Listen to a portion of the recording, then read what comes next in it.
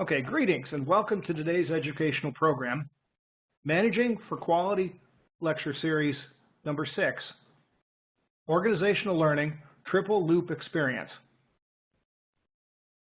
So we have Dr. Watson with us, and my name is Doug Wood. I'm your moderator with the Quality Management Division of ASQ. So we want to make sure that you have great comments and questions.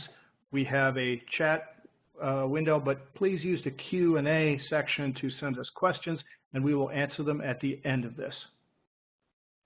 So let's welcome Dr. Watson.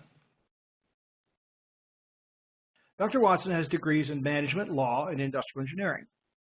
He's an 18-year ASQ fellow and past chair of the year 2000. He received the ASQ Distinguished Service Medal, plus the Lancaster, Crosby, and Ishikawa medals. He's been named an honorary member by 17 National Quality Associations. Dr. Watson delivered speeches to 20 or more ASQ national and divisional conferences. A former quality executive with Hewlett-Packard, Compaq Computer, Xerox, and he's also coached executives at Nokia Mobile Phones, Toshiba, ExxonMobil, and over 20 other companies. He's the only Westerner to be awarded the Deming Medal by the Japanese Union of Scientists and Engineers, the W. Edwards Deming Award for Dissemination and Promotion overseas in 2009. So without further ado, it's my pleasure to introduce Dr. Watson. The floor is yours. Thank you, Doug. Tonight we're going to be continuing our series of 12 lectures, and this time we're going to focus on the idea of organizational learning. We've talked about profound knowledge, we've talked about the 3 gemba system of organizations, and now we're going to talk about the triple loop experience in terms of learning. And I want to begin with a couple of quotes. And the idea is that every teacher must also be a learner, and every learner really should become a teacher. John Dewey, the great American educator, said, "Failure is instructive. A person who really thinks learns quite as much from failures as from successes. The great aim of education is not knowledge, but action. It's what we do with it, not just that we have it in our head." So for part 1, I would like to talk about organizational learning as a function of the process of management. Profound knowledge is the objective of our learning. Deming wrote in about the system of profound knowledge in the New Economics, where he identified the theory of knowledge as one of the 4 components that creates the level of knowledge or the type of knowledge that he called profound. So knowledge is an objective that is a result of knowing, which is achieved through the process of learning. Now, we've learned a lot about adult learning theory, and this paragraph here summarizes it for your reference. But what we see is that learning has become recognized as a process that is active and not passive. It's an inquiry process by the people who are participating in it. So over the years, what we've done is we've shifted from the process where the teacher is a subject authority to the model where it's a facilitator of learning. And we see that people learn best in communities. It's a collaborative activity where we learn together by doing things and working on things. Now, we're going to be talking tonight about theory. And what we have to do then is to take this and make this practical in our organizations. So hopefully we'll be giving you a structure for how you can take this theory of triple loop learning and apply it at the 3 levels of the workplace that we've talked about. So organizational learning is a process for pursuit of profound knowledge. It occurs in the check step of both the Standardize, Do, Check, Act and Plan, Do, Check, Act cycles of daily management and change management. Now, the check step is where workers in management reflect on what's the result of their productive output, and then how may it be done differently so outcomes may be improved in the future. So profound knowledge is a desired outcome. We have statistical understanding of the control factors in the real world process behavior, so future states can be predictable with some degree of confidence. And that's when we know we have profound knowledge, because we've created this predictive state. By gaining and increasing profound knowledge, an organization can get a distinct advantage over its competitors, because it's going to operate more efficiently, effectively, and economically, and it will have a distinguishable performance margin that the customers can actually detect. Now, we've talked about this graphic here before. We say that everybody actually has a quality job. And the three levels of the gemba, we see there's a frontline worker, the cross-functional or middle management, the supervisory functions, and there are the executives. At each level, we see there's a different objective, different roles and responsibilities. So executives focus on the agility of the organization. Their quality emphasis on policy, setting the general direction, establishing the culture. The dominant type of waste they have to protect against is mori waste, which is flow waste or irrational waste from decisions. And the processes they use are hoshin, which we talked about in our last session, and jisu, which is the personal pursuit of perfection in our own work activities. And they use presidential review, the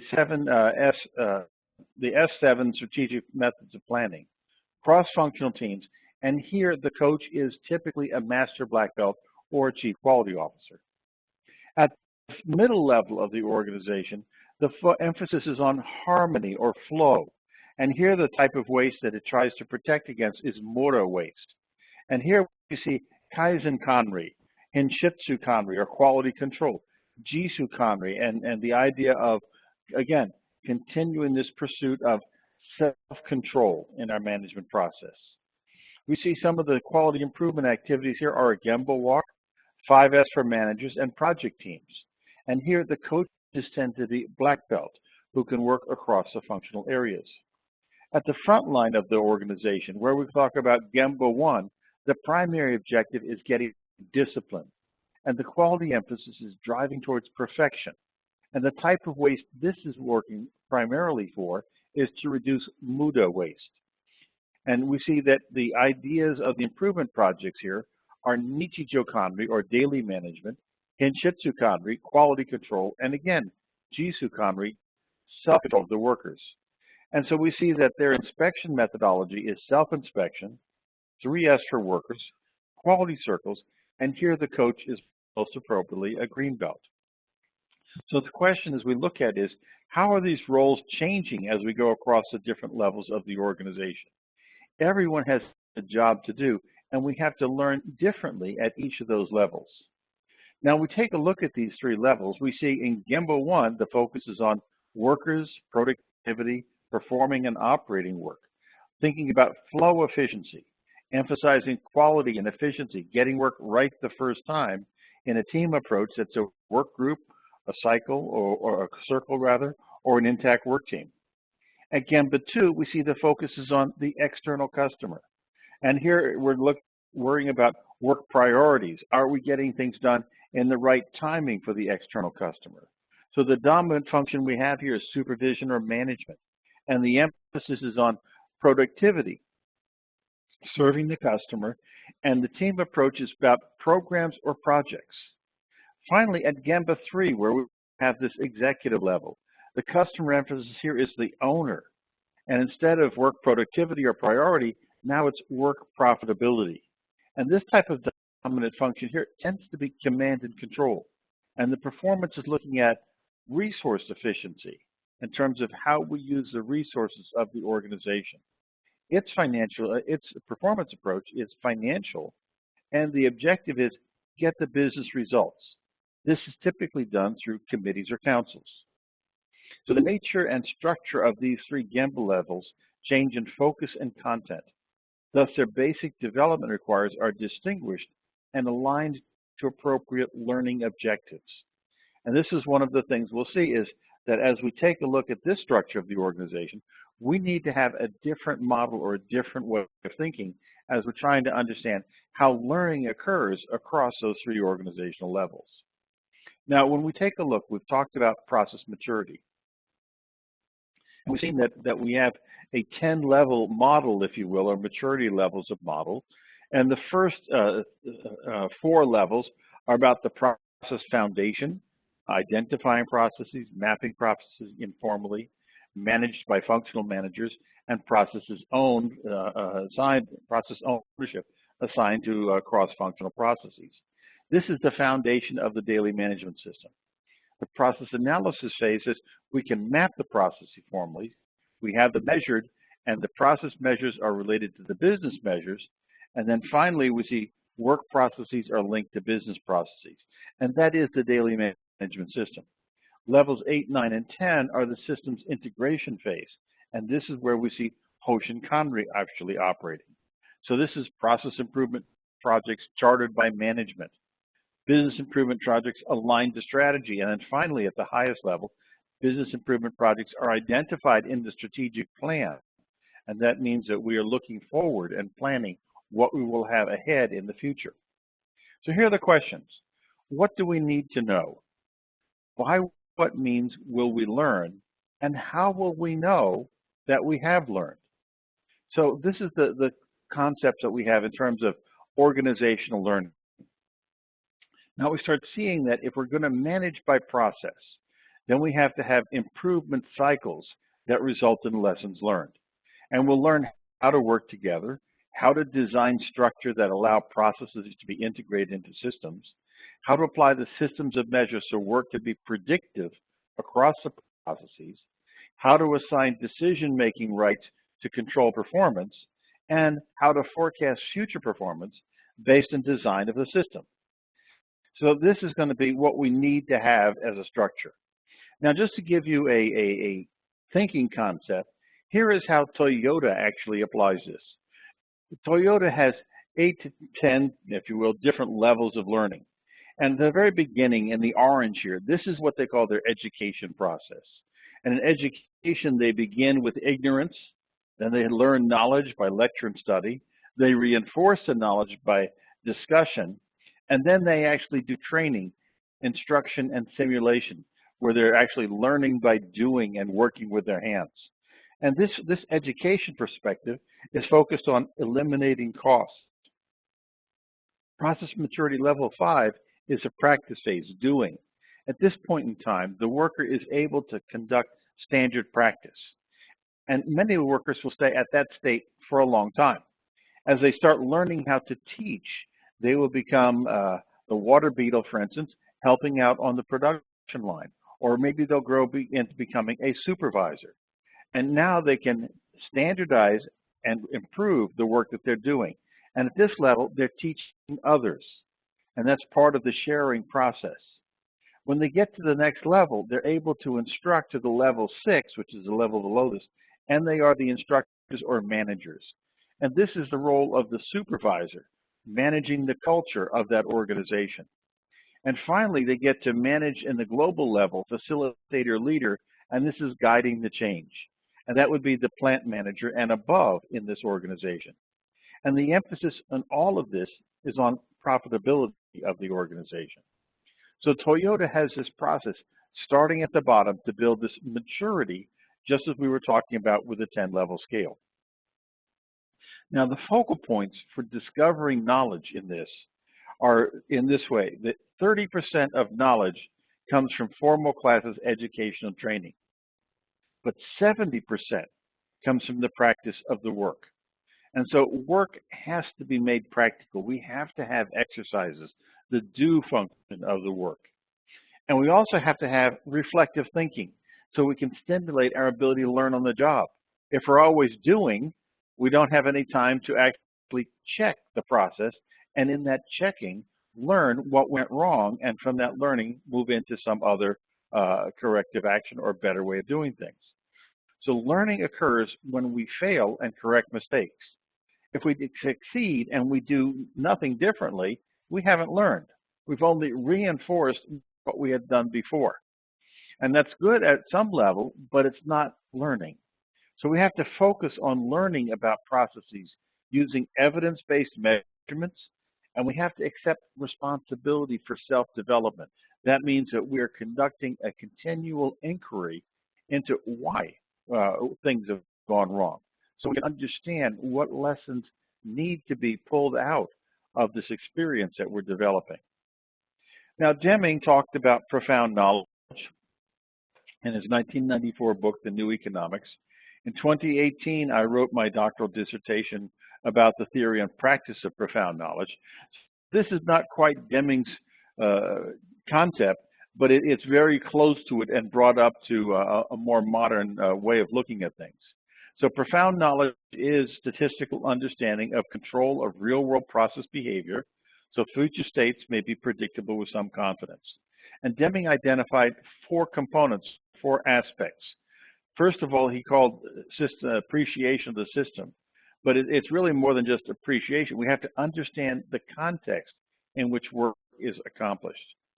He talked about the theory of knowledge, but knowledge is coming from the observation of work and the definition of a theory that can be scientifically tested and confirmed. Variation is understanding how the system operates based on the study of how it has changed over time and what the process changes have actually done to the performance measures as its history is observed. And finally, psychology means human behavior, which must be understood, motivated, and coordinated to achieve sustainable cooperative work outcomes. So that's the background. Now I want to talk in general about this concept of triple loop learning and how it fits this model. And then we'll look into each of the 3 components of the 3 loops. Now, let's begin here with a little quote from Albert Einstein. Einstein said, "It's not that I'm so smart, it's just that I stay with problems longer." He endures with the problems to pursue them, and he doesn't give up. He's persistent. No problem can be solved with the same level of consciousness which created it. We have to sharpen the blunt instruments that we have because our consciousness needs to be elevated to see what has actually happened from a higher level perspective. And Einstein also said, a clever person solves a problem, but a wise person avoids it. And this is the idea of reliability engineering, or avoiding badness, not just pursuing goodness. And we've seen that our definition of quality, as we're going to talk about it in the most general terms, is the persistent pursuit of goodness coupled tightly with the relentless avoidance of badness. Now, triple loop learning is mindful awareness. Improvement is a learning activity. The check and study steps of the SDCA PDCA cycle is where this reflection occurs. And this is where we have this self-control or self-management being developed. And we're thoughtfully considering what activities have we done, and then what can we do differently to improve that through new ideas or concepts. And so this practice means we develop this capacity to reflect on our own actions as we're doing the work. So that means we have to be a mindful person. We have to be staying aware of what we are ourselves doing. So this reflective practice requires this ability to assess the evolving issues or problems with respect to the uncertainty that there's there. And we also have to be able to develop insightful observations that stimulate our understanding of the situation so we can go and find things that are different that will actually improve the process. So problems initiate opportunities to learn. If we only have successes, we don't create the chance to challenge ourselves and learn new ways to do things. So problems arise when there are issues that get realized in our current work and create situations that are not tolerable to the recipients of our products or services. So investigating problems in a structured way and doing a sound postmortem afterwards is how the methods and tools operate so we can increase our flexibility to address any future systematic disruptions. Examining patterns of disruptions in our operations and utility of our methods and tools can help determine how to better allocate resources and decision rights to enable an even more responsive and anticipatory system. I see there's a couple of notes people are flashing up. Can we get PDFs? Yes, you will be getting PDFs of the presentation. Now, Peter Drucker had a lot to say about this also. And he said, we now accept the fact that learning is a lifelong process of keeping abreast of change.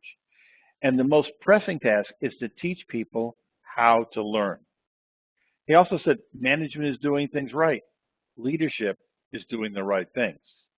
There's nothing so useless as doing efficiently something that should never have been done at all.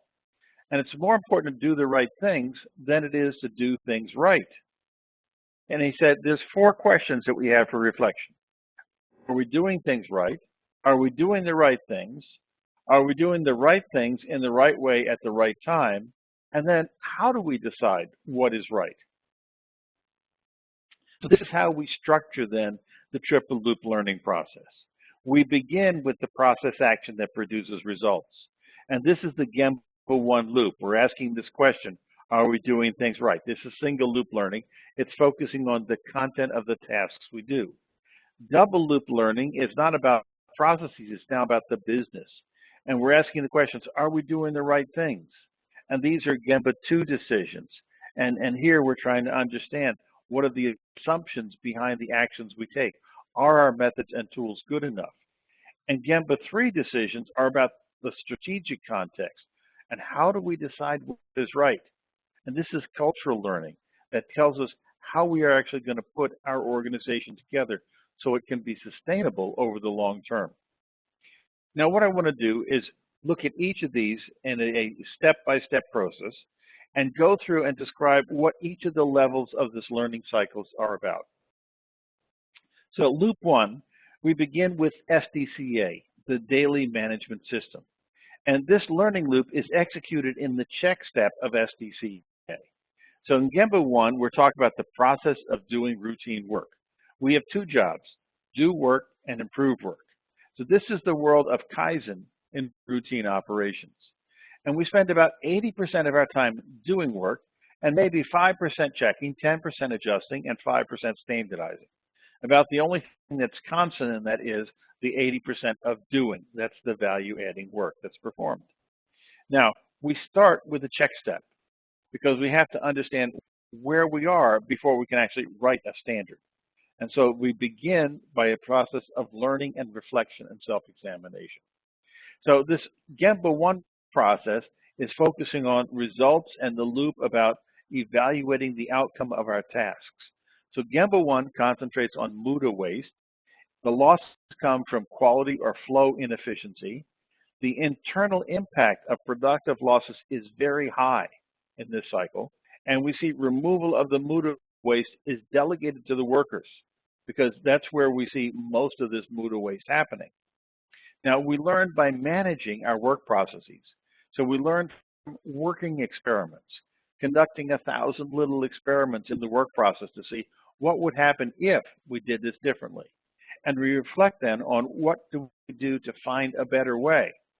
And then we reject ways of working that are bad, and we embrace ways of working that are good. And that's how we produce quality. So we see in this dynamics of this first loop, we're solving the immediate problems.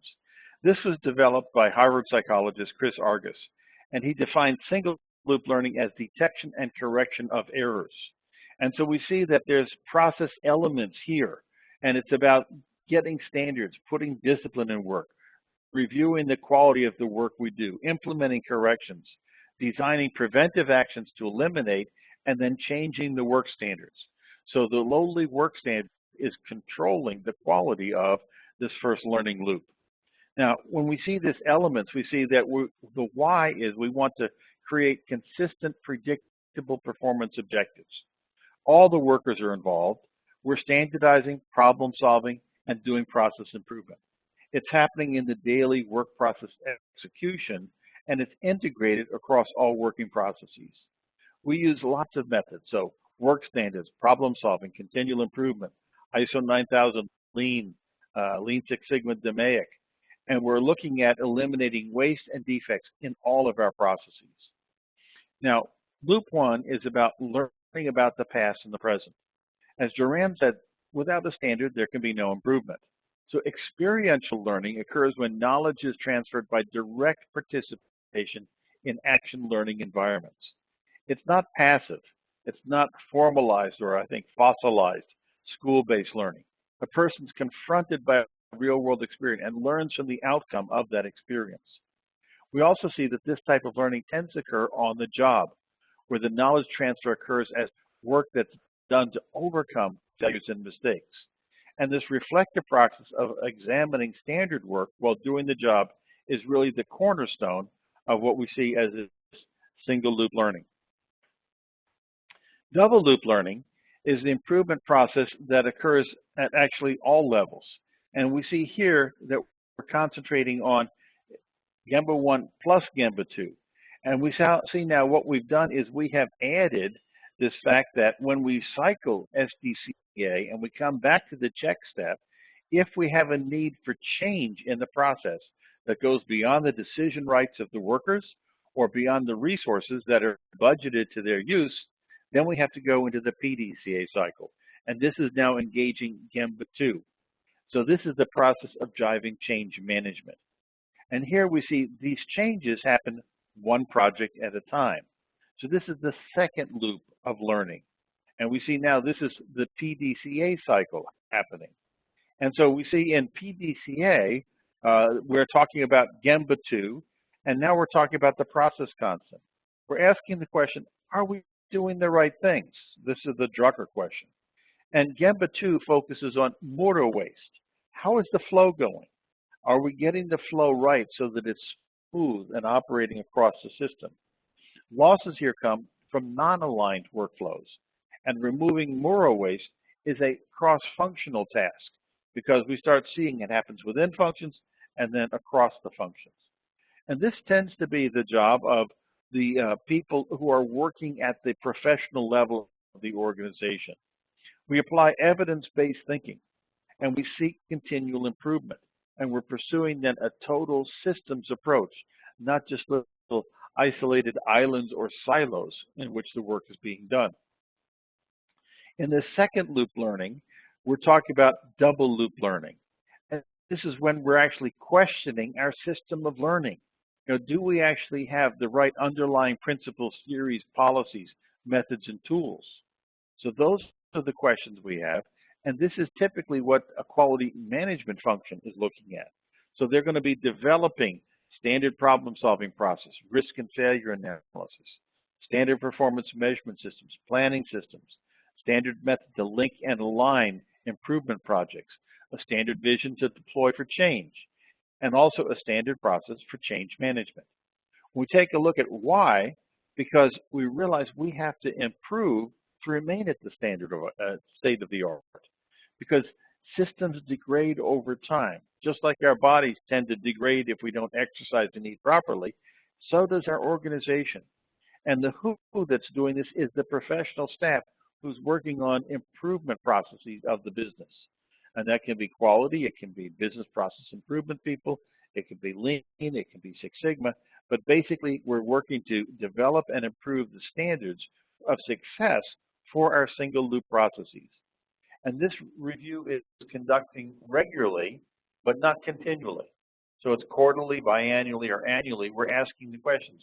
Do we have the right methods? Do we have the right tools to continue successfully? The where in this is that it's a centralized function for standards, but it's distributed for inputs. It's collecting information from all the organization and asking itself, do we have in place the right good practices and best practices that will allow this organization to continue to improve?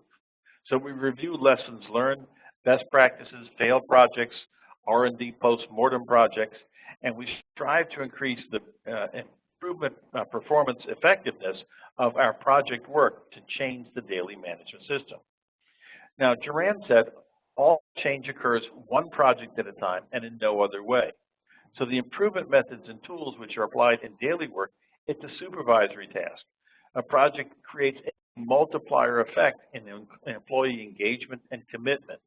And we increase the ability of the workers by providing new resources or increasing their decision rights so that they can have the self-generation of productivity and manage their own improvement of process capability while increasing their own professional competence. And we see this way, workers are provided the control that allows them to effectively self-manage their own improvement activities. When we were putting this in place in Nokia mobile phones in 1995, we called this the self-regulated management system. And that's basically the definition of what the Japanese Jisu Kanri actually means. Then we come to the third loop of this process. And in this third loop, we're talking about the strategic change for the organization. And as we're looking at this, we see that what we're doing now is we're adding another ingredient. And here we're not looking at improvement or continual improvement. We're not looking at breakthrough, we're looking at organizational transformation. Now, many people get confused about what Deming was talking about with Plan, Do, Study, Act. What he was actually talking about, if you look at his new economics, is the role of the executive function. And this is exactly what we have here. We have the SDCA cycle operating Gemba 1, PDCA cycle added to it for adding resources, changing decision rights, change management. And then he said study. Now, study is actually talking about a much wider perspective. So Gemba 3 is actually driving cultural change to achieve organizational purposes. So we have the vision driving the organization to create goals based on its purpose. And this is what management needs to study to be able to understand, are we going to be a sustainable culture that lasts a long time? And so we start taking a look at Gemba 3, we start seeing that this is mori waste. It's logical waste or lack of rational waste. And if any of you have read the paper I wrote in the Lean magazine from January of this year, you'll see that I talked a lot about mori waste and this re concept. Re means a cognitive waste or cognitive thinking process. And the original term from Japanese means to polish jade, which means you really have to understand what is the stone constructed of on the inside in order to create the right look on the outside. And it's different than cutting crystals, which is sharp and actually relatively easy to cut once you understand where the facets are and the internal structures. So this type of waste is actually usually addressed informally in organizations. Now, we don't really have a structured approach. And this is actually one of our problems because we don't think about strategy with the same dedication we think about work processes. And what we need to do is build a system of people and processes that can actually operate together and then decide what is right based on this objective evidence that gives profound knowledge. So the third loop of learning is we have to learn what we need to learn, learning how to learn differently. And this changes the way we look at the organization and how we work at institutional or cultural level, because now we have change masters, the people who can mandate the change to the new processes. And we take a look at this, we see these three loops operating. So single loop is in problem solving, double loop in management review, and triple loop is reflective process that we have when we identify insights into new knowledge during the strategic foresight of the organization, how we do our planning for the future. And here in this triple loop, what we see is that we're trying to discover what can be learned that influences the strategy of the organization. And this is the executive team accomplishing this, facilitated by quality leaders, and then reaching into the organization to gather the lessons and observations and learnings that have occurred. And its focus is on developing an organization-wide process for change. It's done annually, usually as a prelude to strategic planning. And it's an orchestrated management meeting. So many times this is happening on a 3 or 4 day offsite meeting where the team is getting together and it's gathered all of its inputs from the whole organization and is trying to process them, ask the question, what do we need to learn to do differently that will create our strategy to become better as an organization? So we have to self-assess our maturity and identify what projects will take us to improve better. And finally, we have to strive to permit process capability to achieve our strategic intent.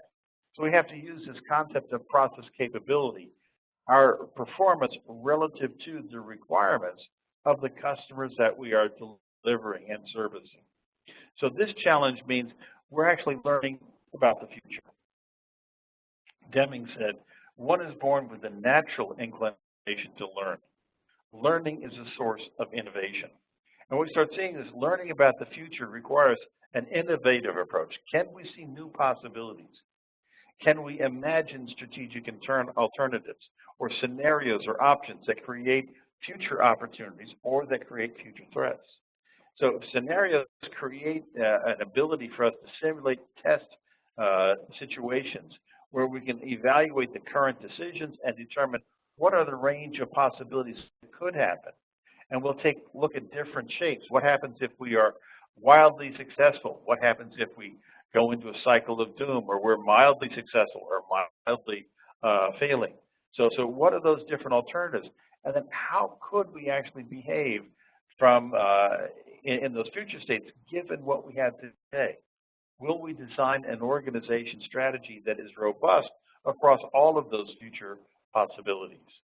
So this method of designing new capabilities and identifying areas to develop as future competencies, excuse me, this prepares an organization to face uncertainties that can evolve.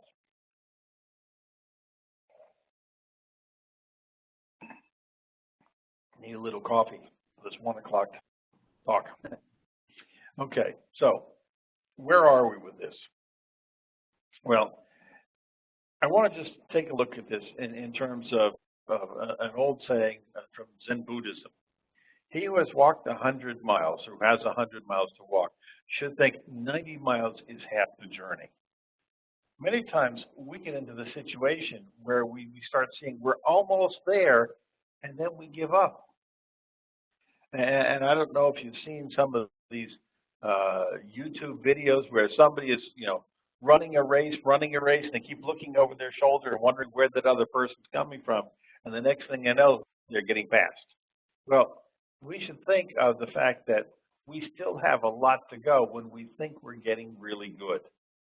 And that's their challenge here. So when we are managing our organization, we're creating this body of profound knowledge about how to do our work. We see that this is what we call knowledge management. So it's a multidisciplinary approach to creating, sharing, using, and managing the body of useful information that we've gotten from all of our data warehouses. And that means not just the computer data warehouse, but also the people data warehouses. Because each of us has tacit learning. We've learned from doing our job. So it's not just the explicit data, it's also the implicit data we have to learn.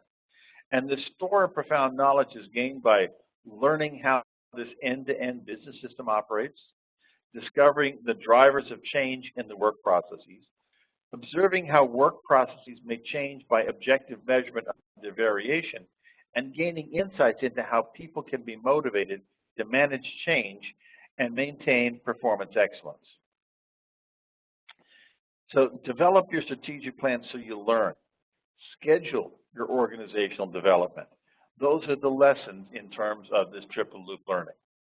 So critical takeaway observations. These are just a couple. How will you manage the learning process to develop a body of knowledge that gives your organization a competitive edge? This is a question we have to ask ourselves on a regular basis. And we start seeing that as we look at this, profound knowledge is achieved using an organized approach to structured learning based on the intent of management to learn. So it doesn't happen informally. It is a way of answering the question, what do we need to know? And then how will we know it? What will be the measure? So this webinar will really address the following learning objectives. Understand how profound knowledge is gained. And then describe that strategy of a triple loop learning process to gain profound knowledge. And then see what is the link between strategic intent and the learning process. Now, I've got a group of references here. These are the books from which the ideas of triple loop learning have evolved. Peter Drucker's book, The Practice of Management, raises the questions. Chris Argyris' book and his work with Donald Schön talk about how you put theory in practice. The Reflective Practitioner, Teaching Smart People How to Learn, is about the double loop learning process. And then I introduced triple loop learning in a 2012 article on the Journal of Quality and Participation. And again, if anyone wants copies of that, send me an email and we can give you a PDF of those 3 articles. So I think now, Doug, we're at a time where we can have some question and answers. Excellent. Thank you. Thank you, Greg. So first question is from Hanny. Asks, As we know, the Japanese culture is completely different than the North American one. What would be the easiest way to apply it and convince our directors about its huge benefits? Well, I think actually you don't want to Japanify an American culture. I think what you need to do is you need to adapt the lessons that the Japanese learned to the American culture. One of my favorite poems in Japan is a haiku written by Matsubashi. And he said, "Don't do what the masters did, seek what the masters sought." I know I put this into some of the early presentations, but it really is some of my favorites. In other words, don't try to emulate what other people have done. Try to understand what were they trying to accomplish when they created their methods and they created their approach. So for instance, we see consensus as a way of making decisions in Japan. Well, that's actually good in a Western environment too. We see that communication, strong communication, dialogue back and forth is good in Japan. And we see that communication is good in the West as well. So the real question is, can we create a culture for change? And I think it comes down to culture as being the dominant issue. And it's not a Japanese culture, it's a culture of continual improvement. Okay. Next question, it's a short one from Francis. Would you equate the quality assurance function with loop 2? No. I would create the quality assurance function as part of loop 1 because it's actually assuring that you have quality assurance, quality control are both in loop 1. Loop 2 is actually more of the higher level of the planning function, quality planning, quality improvement functions. So quality management is quality assurance, quality control, and quality improvement, quality planning. So when I take a look at loops 1 and 2, it should encompass all of the quality management functions. But the functions in loop 2 would be more around selecting what quality tools do we use. If we're doing quality 4.0 or digitization, how do we digitize? What would be the measures we digitize? Which sensors would we use to get the measurement effects we want? Or even in terms of what software do we use to do the analysis? And how would we manage our data warehouse of quality information? Okay. Next one from Gary. Gary says, I think triple loop must include external restraints and opportunities outside the organization. The outward view is important. Do you agree this is a key component of the system? Yes, it is. I've written 4 books on benchmarking, so I can't deny that the outward component is a critical one. And the question is, how is it engaged? So while we present this model as internal loops, the question is, where are they going for the source of information? So in loop 1, for instance, not all the information is contained within the business. So if I'm doing problem solving there, I have to go out to the supply chain. I have to go to the customers to get requirements and so forth. So it's an external as well as an internal process. As I go to loop 2, it's external and internal because externally I'm looking for best practices or things that I can bring in or new tools or new methods or ideas. And in level 3, I'm looking at how do we actually manage in the business world in terms of convincing shareholders, invest in us or continue your investments in us. So yes, both internal and external are each of those 3 levels. Okay. Mary has a question here. We've got some marvelous questions. She says, where is the 3rd level learning in the cultural learning loop? Said another way, what will the leader be doing to self-improve, self-correct, and also be open to anyone pointing out weaknesses?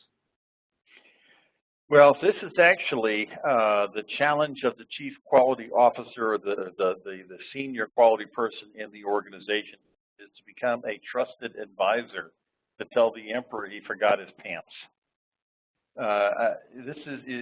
It's not an easy role. It's not something you can do right out of school. Maybe it takes 10 or 15 years to get to the point where you can develop that rapport with the leader, where you can listen and they can trust you because They know that you understand what the organization has to do, and that you're going to always look out for the best of the organization as a whole.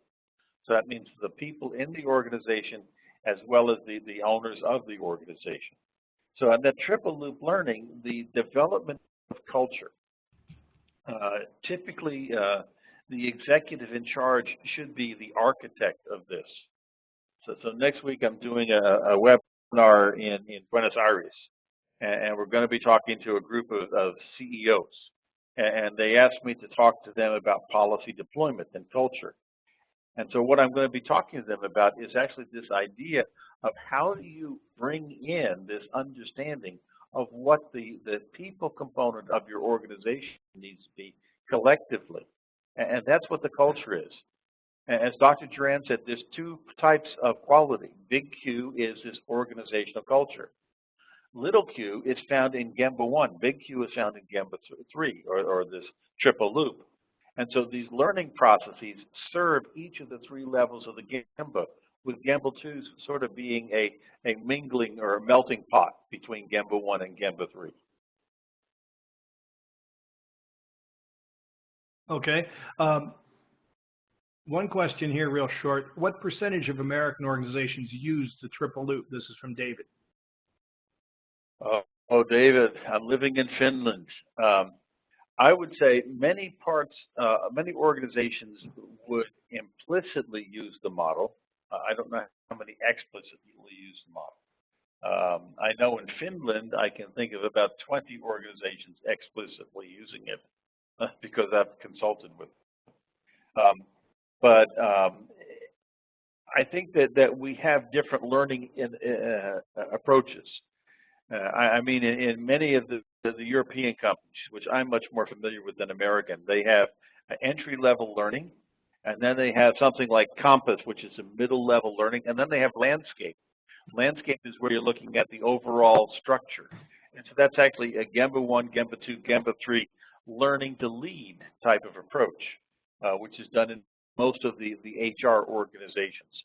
And that follows this same triple loop learning process. Okay, thank you. So looking here, we've got a lot of questions. Let's see here. So it's one from Stephen. Which loop affects the business profitability at the executive level, and what evidence will be used to influence executives and shareholders to buy into this evidence or data? Oh, good question. So one of the things that is in profound knowledge is this concept of measurement. And all of this system needs to be an evidence-based measurement system. And when we have profitability, that's a very nasty word because I'm going to have a whole lecture on financial management and profitability later this summer. And I really don't like it because most of the time our profit numbers are false calculations. They're done for standard cost accounting, for other reasons, ratio efficiency, and so forth. And the process of standard work and the process of going through this allocation where we can't figure out what expenses go where. It's very unusual ways of actually performing and distorting the performance of the organization. So what we need to see very well, and this is how Toyota operates, is at the front line, we have very good understanding of time-based performance. And that's important because time is the most important proxy measure of Gemba 1. If something takes longer, it's because there's a quality problem or there's a cycle time problem. And so there's a safety problem or a motivation problem. So time is a dominant way of looking at efficiency. We get to the second tier of the organization, it's productivity. So we think of the three components of productivity, the availability of the system to operate when we want it to, the quality of the system, and its ability to operate right the first time, and then finally the efficiency of the cycle time. So all of those are going into that Gemba 2. In Gemba 3, we're converting all of that into some form of a profitability measure. And so at each of those levels, when we talk about connectivity or alignment of the measurement system and a predictive measurement system, that would be when the gemba 1 measure of cycle time can be converted into the gemba 3 measure of profitability, and we can actually see line of sight from the gemba 1 measure to the gemba 3 measure, and gemba 3 can see how their profitability indicators cascade down into the work that's actually done in gemba 1. And that building of a measurement system, I think, is a critical missing ingredient in most businesses, that we actually haven't well thought out what that measurement system should be. Okay, just got time for one more, I think, Okay. here. I think you answered several of the questions, but this one here is, so gaining profound knowledge requires profound intentions on the part of leadership. How has this successfully been done in U.S. organizations, in your experience? Okay, well, I think I go back to my 3 U.S. companies where I was a quality executive: Hewlett-Packard, Compaq Computer, and Xerox. And in each one of those, the senior management team wanted to learn. So Dave Hewlett, Bill Packard, when they set up, Bill Hewlett, Dave Packard, excuse me, when they set up the company, they had the HP way, and the HP way was based on things that were requiring continual improvement of everything they did. And so they created a number of things. So they created management by wandering around. Taiichi Ono saw that and he says, oh, we should do that. Now we call that a gemba walk. And so it was the executive saying, we have to have this participative way of operating. At Compaq Computer, they had their way of looking at things. And they said, you know, if we're managing our organization properly, we'll do 5 things. We'll put the customer first.